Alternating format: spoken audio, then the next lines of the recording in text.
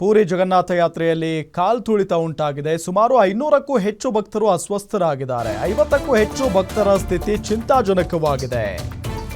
ಪೂರಿ ಜಗನ್ನಾಥ ಯಾತ್ರೆಯಲ್ಲಿ ಕಾಲ್ತುಳಿತ ಉಂಟಾಗಿ ಸುಮಾರು 500ಕ್ಕೂ ಹೆಚ್ಚು ಭಕ್ತರು ಅಸ್ವಸ್ಥರಾಗಿದ್ದಾರೆ. 50ಕ್ಕೂ ಹೆಚ್ಚು ಭಕ್ತರ ಸ್ಥಿತಿ ಚಿಂತಾಜನಕ ಆಗಿದೆ ಅನ್ನೋದು ಗೊತ್ತಾಗ್ತಾ ಇದೆ. ಅಸ್ವಸ್ಥರನ್ನ ಸ್ಥಳೀಯ ಆಸ್ಪತ್ರೆಗೆ ದಾಖಲು ಮಾಡಲಾಗಿದೆ.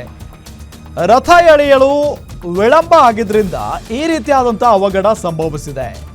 ಪೂರಿ ಜಗನ್ನಾಥ ಯಾತ್ರೆ ಅಂತ ಅಂದ್ರೆ ಬಹಳ ಜನ ಸೇರಿರ್ತಾರಲ್ಲಿ, ಲಕ್ಷಾಂತರ ಜನ.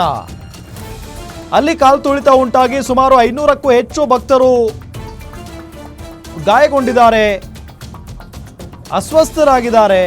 50ಕ್ಕೂ ಹೆಚ್ಚು ಭಕ್ತರ ಸ್ಥಿತಿ ಬಹಳ ಚಿಂತಾಜನಕ ಆಗಿದೆ ಅಂತೆ. ರಥ ಎಳೆಯೋದಕ್ಕೆ ವಿಳಂಬ ಆಗಿದ್ರಿಂದ ಅವಘಡ ಸಂಭವಿಸಿರೋದು. 500ಕ್ಕೂ ಹೆಚ್ಚು ಭಕ್ತರು ಆಗಿರೋದು ಜೊತೆಗೆ 50ಕ್ಕೂ ಹೆಚ್ಚು ಭಕ್ತರ ಸ್ಥಿತಿ ಚಿಂತಾಜನಕ ಆಗಿದೆ. ಅವರು ಬದುಕುಳಿತಾರೋ ಇಲ್ವೋ ಗೊತ್ತಿಲ್ಲ. ಅಸ್ವಸ್ಥರನ್ನ ಈಗ ಸ್ಥಳೀಯ ಆಸ್ಪತ್ರೆಗೆ ದಾಖಲು ಮಾಡಲಾಗಿದೆ, ಚಿಕಿತ್ಸೆಯನ್ನ ನೀಡಲಾಗ್ತಾ ಇದೆ. ರಥ ಎಳೆಯೋದಕ್ಕೆ ವಿಳಂಬ ಆಗಿದ್ರಿಂದ ಈ ಅವಘಡ ಸಂಭವಿಸಿದೆ ಅಂತ ಹೇಳಲಾಗ್ತಾ ಇದೆ.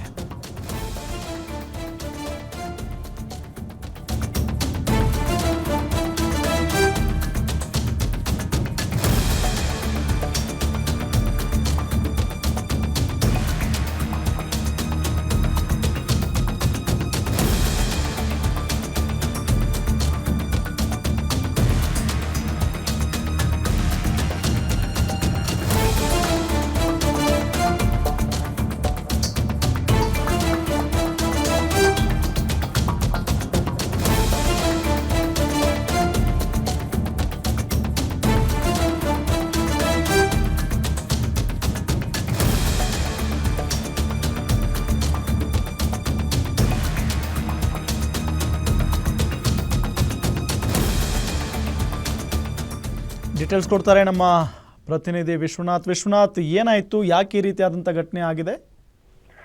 ಎಸ್ ರಾಮ್, ಏನು ಐತಿಹಾಸಿಕ ಪುರಿ ಜಗನ್ನಾಥ ದೇವಾಲಯದ ರಥಯಾತ್ರೆಯಲ್ಲಿ ಸುಮಾರು 500ಕ್ಕೂ ಹೆಚ್ಚು ಜನರು ಕಾಲ್ತುಳಿತಕ್ಕೆ ಸಿಕ್ಕಿದ್ದಾರೆ ಅಂತಾನೆ ಹೇಳ್ಬೋದು. 500ಕ್ಕೂ ಹೆಚ್ಚು ಭಕ್ತರಿಗೆ ಗಾಯಗಳಾಗಿದ್ದಾವೆ. ಮತ್ತೆ 68 ಜನರಿಗೆ ಓಡಿಪಿಯಲ್ಲಿ ಈಗ ಆಲ್ರೆಡಿ ಚಿಕಿತ್ಸೆ ನೀಡಲಾಗ್ತಾ ಇದೆ. ಅದರಲ್ಲಿ 10 ಜನರ ಏನು ಕಂಡೀಷನ್ ತೀವ್ರ ಬಿಗಡಾಯಿಸಿದೆ ಅಂತಾನೆ ಹೇಳ್ಬೋದು ರಾಮ್. ಅದು ರಥಯಾತ್ರೆ ವೇಳೆ ರಥ ಎಳೆಯೋದು ಸ್ವಲ್ಪ ಲೇಟ್ ಆಗಿದ್ರಿಂದ ಈ ಒಂದು ಕಾಲ್ತುಳಿತ ಸಂಭವಿಸಿದೆ. ಯಾಕಂದ್ರೆ ಅಲ್ಲಿ ಉದ್ವಿಗ್ನ ಪರಿಸ್ಥಿತಿ ಒಂದು ನಿರ್ಮಾಣ ಆಗಿತ್ತು. ಯಾಕಂದ್ರೆ ರಥಯಾತ್ರೆಗೆ ಲಕ್ಷಾಂತರ ಜನ ಭಕ್ತರು ಆಗಮಿಸಿದ್ರು. ಈ ವೇಳೆ ರಥಯಾತ್ರೆ ಎಳೆಯೋ ಟೈಮ್ ಸ್ವಲ್ಪ ಲೇಟ್ ಆಗಿದ್ರಿಂದ ಅಲ್ಲೊಂದು ಉದ್ವಿಗ್ನವಾದ ಪರಿಸ್ಥಿತಿ ಉಂಟಾಗಿತ್ತು. ಈ ಒಂದು ಉದ್ವಿಗ್ನವಾದ ಪರಿಸ್ಥಿತಿ ಕಾಲ್ತುಳಿತಕ್ಕೆ ಟರ್ನ್ ಆಗಿದೆ ಅಂತಾನೆ ಹೇಳ್ಬೋದು ರಾಮ್. ಈ ಬಾರಿ ಒಡಿಶಾದ ಪುರಿಯಲ್ಲಿ ಇದೊಂದು ವಾರ್ಷಿಕ ರಥೋತ್ಸವ ನಡೀತಾ ಇರ್ತಕ್ಕಂಥ ಸಂದರ್ಭದಲ್ಲಿ ಭಗವಾನ್ ಬಲಭದ್ರನ ರಥ ಎಳೆಯೋದಕ್ಕೆ ಜನಸಮೂಹ ತೀವ್ರ ಮುಂದೆ ಬಂದಿದ್ರು. ಈ ಒಂದು ಲೇಟ್ ಆಗಿದ್ದ ಕಾರಣದಿಂದಾಗಿ ಈ ಒಂದು ಕಾಲ್ತುಳಿತಕ್ಕೆ ಸಿಕ್ಕಿ ಸುಮಾರು ಜನ 500ಕ್ಕೂ ಹೆಚ್ಚು ಜನ ಈ ಒಂದು ಕಾಲ್ತುಳಿತಕ್ಕೆ ಸಿಕ್ಕಿದ್ದಾರೆ ಅಂತಾನೆ ಹೇಳ್ಬೋದು ರಾಮ್. ಕಾಲ್ತುಳಿತಕ್ಕೆ ಸಿಕ್ಕವ್ರನ್ನ ಸ್ಥಳೀಯ ಆಸ್ಪತ್ರೆಗೆ ಈಗಾಗಲೇ ದಾಖಲು ಮಾಡಲಾಗಿದೆ. ಜೊತೆಗೆ ಅಲ್ಲಿ ಪರಿಸ್ಥಿತಿ ಈಗ ಕಂಟ್ರೋಲಿಗೆ ತೆಗೆದುಕೊಳ್ಳೋದಕ್ಕೆ ಹಲವಾರು ರೀತಿಯಾದಂತಹ ಕ್ರಮಗಳನ್ನ ಈಗಾಗಲೇ ಆಡಳಿತ ಮಂಡಳಿ ತೆಗೆದುಕೊಂಡಿದೆ. ಪೊಲೀಸರು ಈ ಒಂದು ಕಾಲ್ತುಳಿತಕ್ಕೆ ಸಿಕ್ಕಿರೋರ್ನ ರಕ್ಷಿಸುವಂತ ಕೆಲಸಕ್ಕೆ ಮುಂದಾಗಿದೆ. ಸದ್ಯಕ್ಕೆ ಇಷ್ಟ ಅಪ್ಡೇಟ್ ಸಿಗ್ತಾ ಇದೆ ರಾಮ್. ಒಂದು ಬಹಳ ಪ್ರಮುಖವಾಗಿ ಅಲ್ಲಿ ಜನ ಬಹಳಷ್ಟು ಸಂಖ್ಯೆಯಲ್ಲಿ ಸೇರ್ತಾರೆ ಅನ್ನೋದು ಗೊತ್ತಿರುವಂಥ ವಿಚಾರ. ಇಲ್ಲಿ ರಥ ಎಳೆಯೋದಕ್ಕೆ ತಡ ಆಯಿತು ಅನ್ನೋ ಕಾರಣಕ್ಕೆ ಅಲ್ಲೇನಾದರೂ ಕೂಗಾಟ, ಚೀರಾಟ, ಜಗಳ, ಗಲಾಟೆ ಏನಾದರೂ ನಡೆದಿತ್ತಾ ವಿಶ್ವನಾಥ್? ಅದಕ್ಕಾಗಿಯೇ ಈ ರೀತಿಯಾಗಿ ಕಾಲ್ತುಳಿತ ಉಂಟಾಯ್ತಾ? ಎಸ್ ರಾಮ, ರಥ ಎಳೆಯೋದಕ್ಕೆ ಒಂದು ಲೇಟ್ ಆಗಿದ್ರಿಂದ ಅಲ್ಲಿನ ಜನರಿಗೆ ಒಂದು ಆತಂಕ ಸೃಷ್ಟಿ ಆಯ್ತು ಅಂತಾನೆ ಹೇಳ್ಬೋದು. ಯಾಕಂದ್ರೆ ಈ ರಥಯಾತ್ರೆ ನಡೆಯುತ್ತೋ ಇಲ್ವೋ ಅನ್ನೋ ಒಂದು ಗೊಂದಲಕ್ಕೆ ಜನ ಅದು ಗೊಂದಲಕ್ಕೆ ಒಳಗಾಗಿದ್ರು. ಹೀಗಾಗಿ ಅಲ್ಲೊಂದು ಪರಿಸ್ಥಿತಿ ಎಲ್ಲರ ನಡುವೆನೂ ಸಿಕ್ಕಾಪಟ್ಟೆ ಜನಸಮೂಹ ಇದ್ದಿದ್ರಿಂದ ಒಂದು ರೀತಿಯಾದಂತಹ ಉದ್ವಿಗ್ನತೆ ಉಂಟಾಗಿತ್ತು. ಈ ವೇಳೆ ನುಗ್ಗಾಟ, ತಳ್ಳಾಟ ಜೋರಾಗಾದ ಕಾರಣ ಈ ಒಂದು ಕಾಲ್ತುಳಿತ ಸಂಭವಿಸಿದೆ ಅಂತಾನೆ ಹೇಳ್ಬೋದು Ram. Okay, thank you Vishwanath ತಮ್ಮೆಲ್ಲ ಮಾಹಿತಿಗಾಗಿ.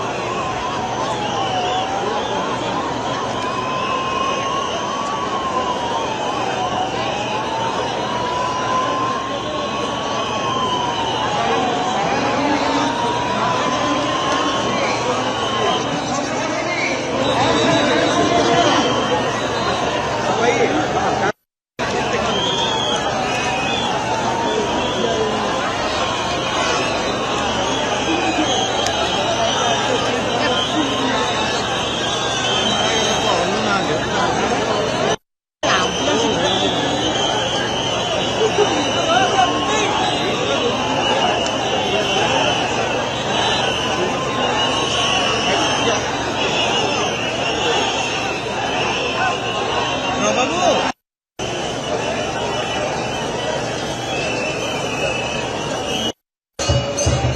भोगा पाखे एम्बुलेंस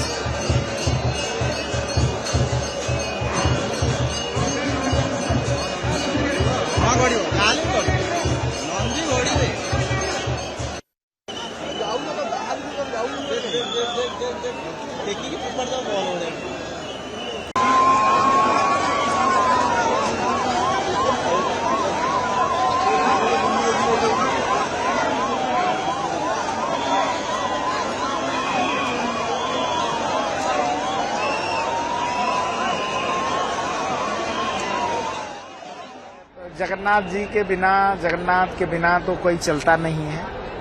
उनका आशीर्वाद से सब होता है। हालांकि हमने पूरे उनके प्रिपरेशन में जुटे हुए हैं और कुछ ह्यूमिडिटी के ज़्यादा ह्यूमिडिटी हो, इसके कारण से कुछ एक दो भक्त बेहोश हो गए हैं। उनको तुरंत हमारा जो रेस्क्यू ऑपरेशन टीम है उनको स्ट्रेचर में लेके हॉस्पिटल तक पहुंचाने का भी जिम्मा लिए है।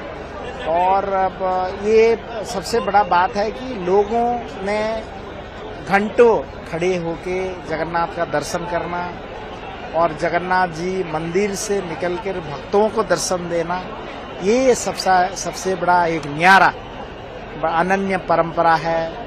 और ये मानते हैं कि यही से हमारे भक्त और जगन्नाथ के साथ जो लगाव है वो काफी बंड बहुत स्ट्रांग है। जो लोग बेहोश हुए हैं कुछ लोग, उनको प्राथमिक सेवा दी जा रही है। हाँ, हमारे पूरे इस एरिया में, मंदिर के एरिया में हमारे प्राइमरी